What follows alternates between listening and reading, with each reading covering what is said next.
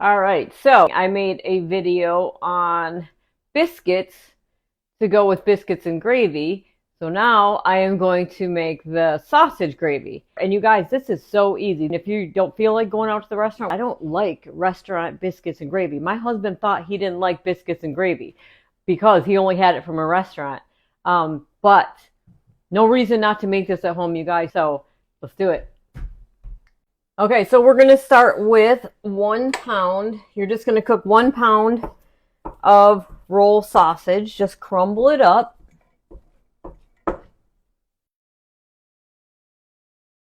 And you want this like chili meat, not like taco meat. So you want it crumbled, but not like annihilated. All right, so to that we're going to add, we got a little bit of grease in there. Do not drain it. You're going to add 3 tablespoons of butter and melt that up. I do have my heat on medium-high, you guys. Once that's melted, we're going to add a 1/2 cup of flour. Stir that around, and you're going to cook that 1 to 2 minutes because you want to cook that flour taste out. It's going to turn like into a paste. It's going to look weird. Trust me on this, you guys. A lot of people take their sausage out and just add the butter to the grease and then add the flour. You don't need to. That's just the stuff you just don't need to do. Okay, so after about a minute and a half, I'm going to turn my burner up to high, and you're going to add 4 cups of milk. Now, I'm not going to add all of it. I'm going to add about 3.5. And you guys, it seems like a lot, but it's going to thicken. We want it to boil and thicken. But while we're waiting for that, I'm going to add a 1/2 teaspoon of salt and a 1/2 teaspoon of pepper. You're probably going to want more. I know a lot of people in their sausage gravy, they like a lot of pepper. I actually like a lot of salt in mine. But we're going to start with a 1/2 teaspoon of each because you can always add more, but you cannot take it away. And if you have leftovers, when you go to heat it up, you're going to want to add a little milk to it because it's going to thicken in the fridge too. It'll thin out a little bit. It'll be perfect. Okay, so I'm starting to come up to a boil here, and you can see it's getting really thick, really fast.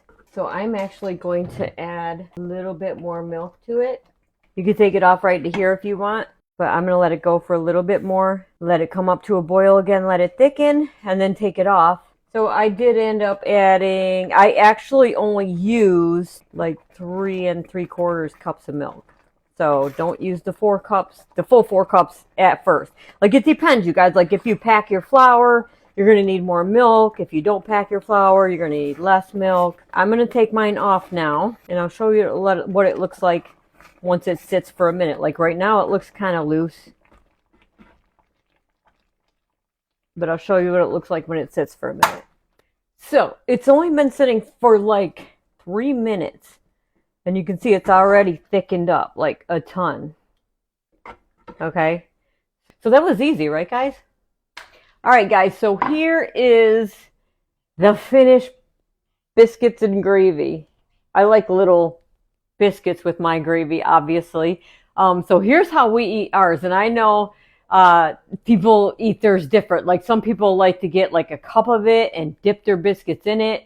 Some people like a cup of it and they break up their biscuits and put it in it. But I like to break my biscuits in half and pour the gravy over it. And I do want to tell you, I didn't add any more salt to mine, which is weird because I'm a salt person. So before you add any more salt, make sure you taste it. If you don't like biscuits and gravy, or you think you don't like biscuits and gravy, or if you like biscuits and gravy, but you've never tried it at home, try this. It's so easy. Give it a whirl. Thanks for watching, you guys. I will see you next time.